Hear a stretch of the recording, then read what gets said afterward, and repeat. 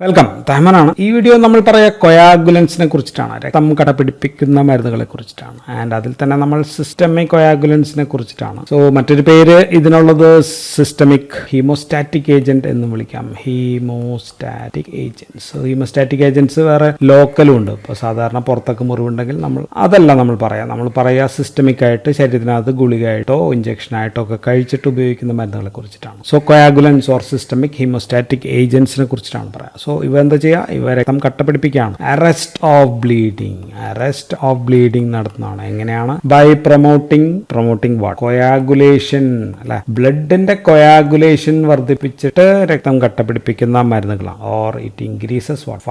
Fibrin deposition മുറിവുകളിൽ വർദ്ധിപ്പിക്കുന്ന മരുന്നുകളെയാണ് നമ്മൾ കൊയാഗുലൻസ് എന്ന് പറയാൻ. ഏറ്റവും പ്രധാനപ്പെട്ട മരുന്ന്, most important one is vitamin K ആണ്. പിന്നെ നമുക്ക് ഉപയോഗിക്കാവുന്ന ഒരു മരുന്ന് ഇതാംസിലേറ്റ് എന്ന് പറയുന്ന ഒരു മരുന്നുണ്ട്. ദെൻ പിന്നെ അഡിനോക്രോം CH ഉണ്ട്. അഡിനോക്രോം മോണോ സെമി കാർബസോൺ എന്ന് പറയുന്ന ഒരു മരുന്നുണ്ട്. ദെൻ ഡെസ്മോപ്രസിൻ ഉണ്ട്. ടെർലിപ്രസിൻ പോലെയുള്ള ADH പോലെയുള്ള മരുന്നുണ്ട്. ക്ലോട്ടിംഗ് ഫാക്ടേഴ്സ് ഉണ്ട്. ദെൻ റൂട്ടിനും വേണമെങ്കിൽ നമുക്ക് പറയാം. സോ ഏറ്റവും പ്രധാനം വൈറ്റമിൻ കെ ആണ്. അപ്പോൾ നമ്മൾ അധികം പറയാം വൈറ്റമിൻ കെ കുറിച്ചിട്ടാണ്. ആദ്യം നമുക്ക് വൈറ്റമിൻ കെ കുറിച്ച് പറയാം.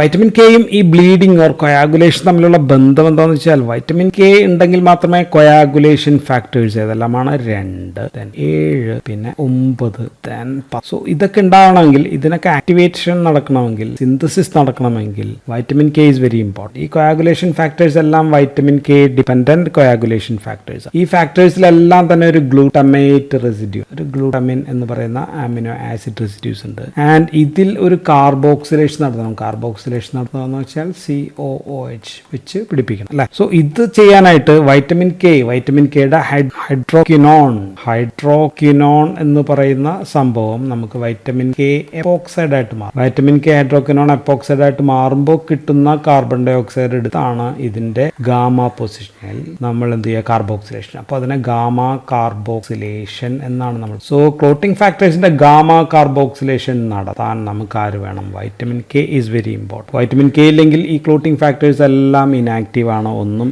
ഇമ്പോർട്ടൻ്റ് അല്ല. So that's why it's very important. Vitamin K ഇല്ലെങ്കിൽ അപ്പോൾ ബ്ലീഡിംഗ് ഉണ്ടാകും എന്നുള്ളതാണ്. ആൻഡ് വൈറ്റമിൻ കെ ഒരു ഫാറ്റ് സോലുബിൾ വൈറ്റമിൻ ആണ്, നമുക്കറിയാം. ആൻഡ് ഇത് ഇലകളിൽ കിട്ടും. തക്കാളി, ക്യാബേജ്, ബട്ടർ, മിൽക്ക്, മീറ്റ്, ഇവയിലെല്ലാം വൈറ്റമിൻ കെ കിട്ടും. ദിവസം എത്ര വേണമെന്ന് വെച്ചാൽ പല ബുക്കിലും പലതാണെങ്കിൽ നമുക്കൊരു 150 മൈക്രോഗ്രാം വരെ നമുക്ക് അത്യാവശ്യമാണ് എന്ന് നമുക്ക് എഴുതാം. 70 to 140, 50 to 100 എന്നൊക്കെ പല ബുക്കിലും പലതാണ്. സോ ഇത്ര നമുക്ക് ദിവസം ശരീരത്തിൽ വൈറ്റമിൻ കെ നമുക്ക് വേണം. ആൻഡ് ഈ വൈറ്റമിൻ കെ ബ്ലീഡിങ്ങിൽ മാത്രമല്ല റോളുള്ളത്. ഇപ്പൊ ബോണിനകത്തുള്ള, എല്ലിനകത്തുള്ള ഒരു പ്രോട്ടീൻ, അതിന്റെ പേര് ഓസ്റ്റിയോകാൽസിൻ എന്ന് പറയുന്ന ഒരു പ്രോട്ടീൻ. ആൻഡ് ഇതുണ്ടാവാനും നമുക്ക് വൈറ്റമിൻ കെ ആവശ്യമാണ്. സോ ബോണ്ട് ഡെവലപ്മെന്റിന് വൈറ്റമിൻ കെ ആവശ്യമാണ്. സോ വൈറ്റമിൻ കെ ഇല്ലെങ്കിൽ അപ്പോൾ ഓസ്റ്റിയോപോറോസിസ് കൂടി ഉണ്ടാകാം എന്ന് കൂടി ഒന്ന് മനസ്സിലാക്കി വയ്ക്കും. ആൻഡ് നമ്മുടെ ശരീരത്തിൽ വൈറ്റമിൻ കെ എവിടെ നിന്നാണ് ഉണ്ടാവുക? നമ്മുടെ ശരീരത്തിൽ വൈറ്റമിൻ കെ ഉണ്ടാക്കുന്നത് ഇൻറ്റസ്റ്റൈനൽ, അല്ലെ? കൊളോണിക് ഇൻറ്റസ്റ്റൈനൽ കോളനിലുള്ള ബാക്ടീരിയൽ ഫ്ലോറയാണ്. നമ്മുടെ ബാക്ടീരിയൽ ഫ്ലോറ ഉണ്ടാക്കി തരുന്ന സാധനമാണ് കമൻസെൽസ്, ബാക്ടീരിയ ഉണ്ടാക്കുന്ന സംഭവം. So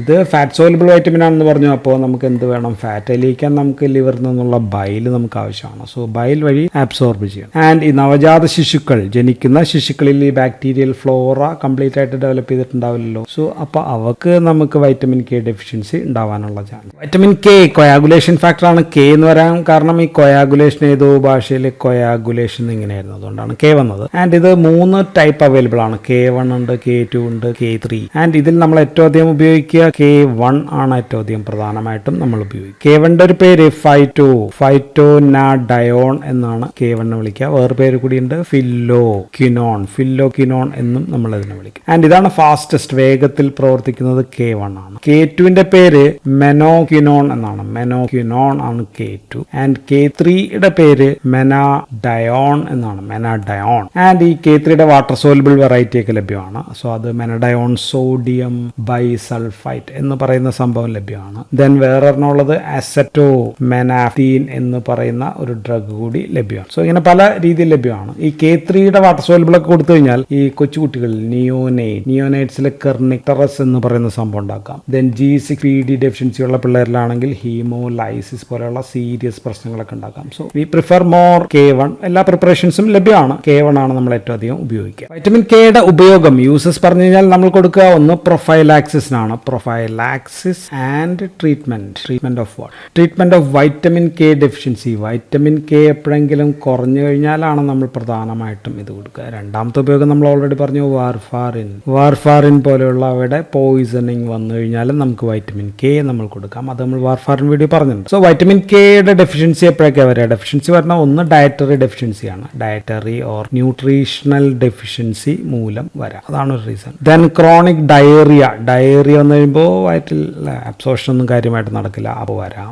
then broad spectrum antibiotics നമ്മൾ ഉപയോഗിക്കുകയാണെങ്കിൽ ബാക്ടീരിയൽ ഫ്ലോറ, നമ്മുടെ കൊളോണിക് ഫ്ലോറ ഒക്കെ നശിച്ചിട്ട് ബാക്ടീരിയ ഒന്നും വൈറ്റമിൻ കെ ഉണ്ടാക്കാതാകുമ്പോഴും നമുക്ക് പ്രശ്നങ്ങൾ വരാം. ദെൻ മാൽ അബ്സോർപ്ഷൻ, ഫുഡൊന്നും ശരിയായിട്ട് അബ്സോർബ് ചെയ്യാതെ വരുമ്പോഴും നമുക്ക് വരാം. ഓക്കെ, പിന്നെ വരാവുന്നത് ഒബ്സ്ട്രക്റ്റീവ് ജോണ്ടിസിലാണ്. ഒബ്സ്ട്രക്റ്റീവ് ജോണ്ടിസിൽ വരാൻ കാരണം ജോണ്ടിസ് ഉണ്ടെങ്കിൽ ബൈൽ ഇല്ലെങ്കിൽ vitamin K is A fat soluble vitamin ആണ്. ബൈൽ ഉണ്ടെങ്കിൽ അത് അബ്സോർബ് ചെയ്യാൻ പറ്റും, അബ്സോർപ്ഷൻ കുറയും. സോ നമ്മൾ ഉപയോഗിക്കുന്നത് ന്യൂ ബോൺസിൽ വൈറ്റമിൻ കെ ഡെഫിഷ്യൻസി ഉണ്ടാകും, അല്ലെങ്കിൽ haemorrhagic disease of new born എന്നാണ് നമ്മൾ അതിന് പറയാം. കൊടുക്കാം ന്യൂ ബോണിൽ. അപ്പോൾ നമ്മൾ മിക്കവാറും ജനിച്ച ഉടനെ വൈറ്റമിൻ കെ ഇഞ്ചക്ഷൻ അങ്ങോട്ട് കൊടുക്കും. ദെൻ ക്രോണിക് ലിവർ ഡിസീസസ്, അതിനകത്ത് വൈറ്റമിൻ കെ ലിവറിൽ ക്ലോട്ടിംഗ് ഫാക്ടർ സിന്തസിസ് ഒക്കെ നടക്കാതെ വരുമ്പോഴത്തേക്കും നമ്മൾ വൈറ്റമിൻ കെ കൊടുക്കാറുണ്ട്. ദെൻ വാർഫാറിന്റെ ആന്റിഡോട്ടായിട്ട് നമ്മൾ കൊടുക്കും. ആസ്പിരിൻ ബ്ലീഡിംഗ് വന്നാൽ, ആസ്പിരിൻ അമിതമായി കഴിഞ്ഞാൽ ഓവർഡോസിൽ ഘട്ടത്തിൽ നമുക്ക് കൊടുക്കാനായിട്ട് വൈറ്റമിൻ കെ നമുക്ക് ഓറലായിട്ട് കൊടുക്കാം, IM ആയിട്ട് കൊടുക്കാം,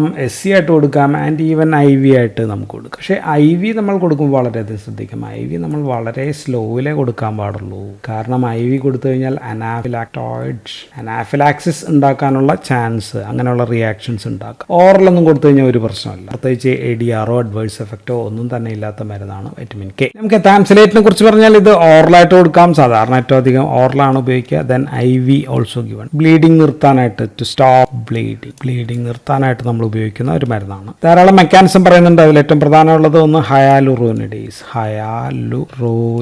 ഹയാലുറോണിഡേസിന്റെ എൻസൈമിനെ തടയുന്ന ഒരു മരുന്നാണ്. അപ്പൊ ഇൻക്രീസ് ഹയാലുറോണിക് ആസിഡ് കൂടും. ഹയാലുറോണിക് ആസിഡ് നമുക്കറിയാം എക്സ്ട്രാ സെല്ലാർ മാട്രിക്സിലെ പ്രധാനിയാണ്. സോ ഫൈബ്രിന്റെ അഡ്ഹഷൻ വർദ്ധിപ്പിക്കും. Fibrin adhesion and also platelet adhesion വർദ്ധിപ്പിക്കും. അതാണ് ഒരു പ്രധാനപ്പെട്ട ആക്ഷൻ. അപ്പോൾ കാപ്പിലറി വാളിന്റെ ചെറിയ ബ്ലഡ് വെസലായ കാപ്പിലറി വാളിന്റെ സ്റ്റെബിലിറ്റി വർദ്ധിപ്പിക്കും. അപ്പോൾ ഇത് ഉപയോഗിക്കുന്നത് ചെറിയ ബ്ലഡ് വെസൽ, കാപ്പിലറി ബ്ലഡ് വെസൽസിന്റെ ഒക്കെ ബ്ലീഡിംഗ് തടയാനായിട്ടാണ്. അപ്പോൾ ഉപയോഗിക്കുന്നത് ഡെന്റൽ ബ്ലീഡിംഗ്, അല്ലെ, പല്ലൊക്കെ പറിച്ചതിന് ശേഷം, ടൂത്ത് എക്സ്ട്രാക്ഷന് ശേഷമുള്ള. ദെൻ എപ്പിസ്റ്റാക്സിസ് എന്ന് വെച്ചാൽ നോസ് ബ്ലീഡിംഗ് ആണ് എപ്പിസ്റ്റാക്സിസ്. ദെൻ പിന്നെ ഉള്ളത് മെനോറിയ, സ്ത്രീകളിൽ അമിതമായിട്ടുള്ള menstrual blood, excessive blood loss through മെൻസ്ട്രേഷനിൽ ഉപയോഗിക്കാം. പോസ്റ്റ് പാർട്ടം ഹെമറേജ്, പ്രസവശേഷമുള്ള ഹെമറേജ്. ദെൻ ഹെമച്യൂറിയ, അങ്ങനെയൊക്കെയുള്ള കണ്ടീഷൻസിലൊക്കെ ഉപയോഗിക്കാം. പ്രധാനപ്പെട്ട പ്രശ്നം സ്കിൻ റാഷസ് ഒക്കെ ഉണ്ടാകാം. വേഗത്തിൽ കുത്തിവയ്പ്പായിട്ട് കൊടുത്തു കഴിഞ്ഞാൽ ഹൈപ്പോടെൻഷൻ, ഹെഡ് ഏക്ക്, ഇങ്ങനെയൊക്കെയുള്ള പ്രശ്നങ്ങളൊക്കെയാണ് സാധാരണ മരുന്നുകളെ പറ്റി പറയുന്നത്. അടുത്ത മരുന്ന് ഡെസ്മോപ്രസിൻ ആണ്. ഡെസ്മോപ്രസിൻ ഒരു സിന്തറ്റിക് വാസോപ്രസിൻ ആണ്. വാസോപ്രസിൻ എന്ന് വെച്ചാൽ ADH ആണ് സംഭവം. സോ ഇത് V2 receptors present on the endothelial blood vessels, അവിടെ പ്രവർത്തിച്ചിട്ട് നമ്മൾ ഉപയോഗിക്കുന്നത്